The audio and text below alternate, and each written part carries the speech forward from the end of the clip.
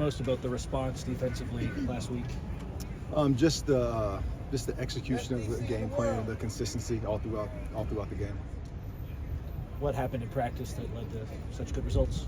We had a good bye week, and then we had a good week in preparation going into the game.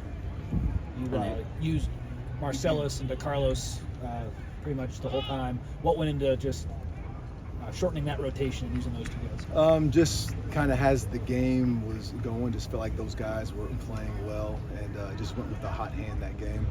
Some games it might be like that, some games it might not be. It's just going to depend on the week. Eric seemed to play a lot more he was charted on PFF as playing in the slot for like half the game. How did you see him kind of have to change his game for that game, and just what do you think of his performance being able to do that? When we put him to the field, it's a lot of the same stuff he does to the boundary, just to the field. There's obviously more space, but with his length and the way he moves in space, he can be a big factor in the slot. So again, just the more positions we can play him, the better. First time you really relied on Jaden Walker out there quite a bit. What was his process kind of getting ready for that, and then how'd you see him respond to that ask? He responded well. Again, he had a good bye week. He had a good week of practice going into the game, and he's someone who's always flashed since he's been here.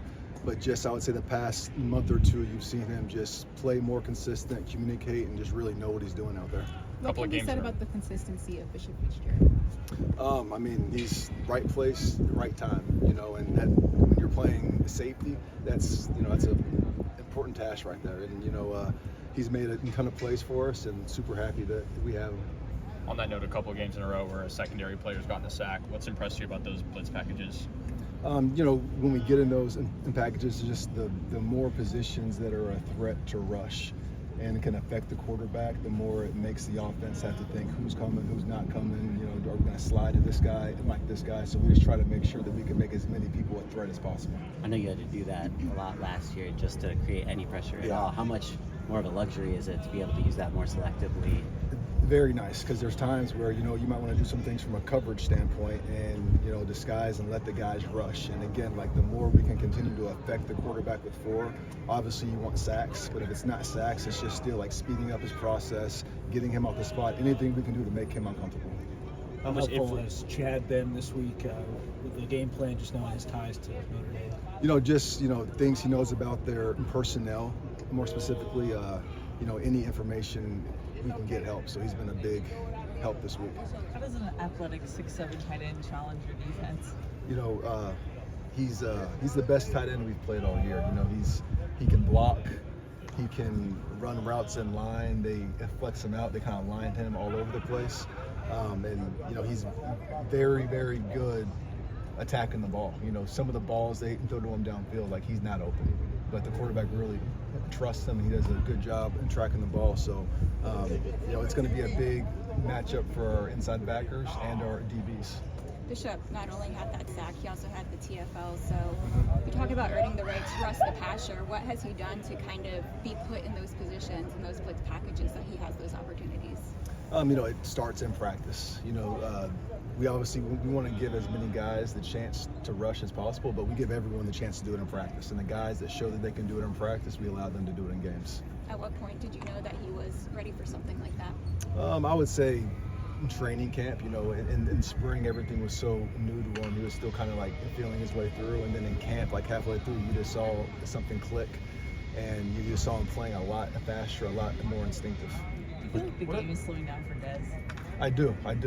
Each week you see him getting better and better. And now each week there's also things you need to correct.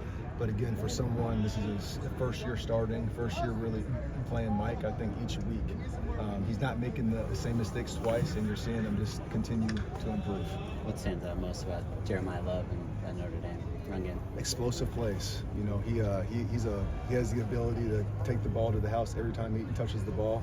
And he's not just a threat on the ground, he's a threat in the passing game too. So he's someone we have to know where he's at all times. What about CJ Carr? Obviously a lot different than their quarterback last year. Yeah, he can make every throw on the field. Some of the throws he makes from, the far hash all the way out to the field is impressive.